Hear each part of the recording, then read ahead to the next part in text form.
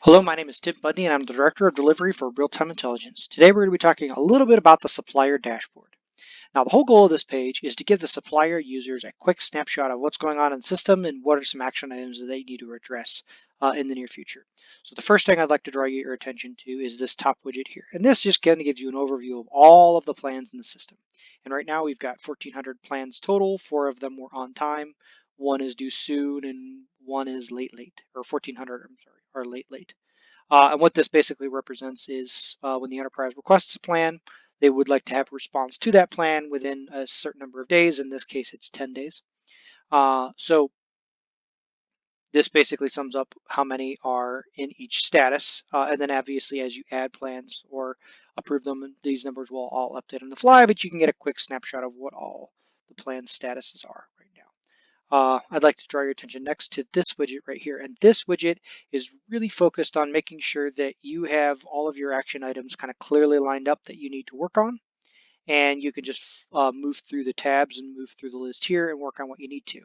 And I'd just like to kind of remind you of how the workflow works here, which is very clearly illustrated in the way this is laid out. Right?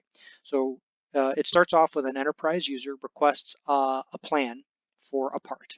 Once they request it, you will see it here in this requested bucket. Now, I will make a note, if you are a regular supplier account, you will only see the requests for your specific company.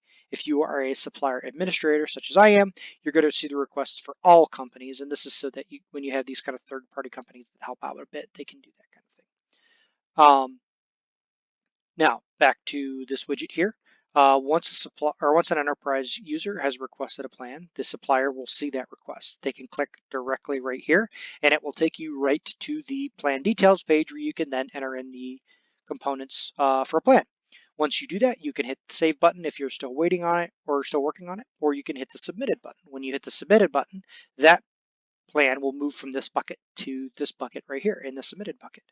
Once it's been submitted, the enterprise users will then have the ability to either approve or reject it. If they approve it, it goes into the approve and life goes on.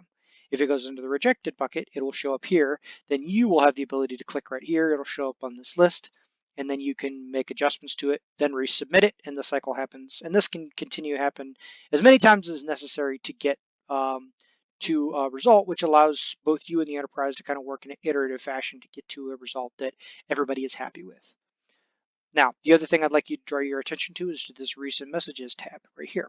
And what this basically represents is some recent things that have happened. And in this case, Jacob Kizzy has requested a packaging plan. Timothy Lynn here has requested a packaging plan, right?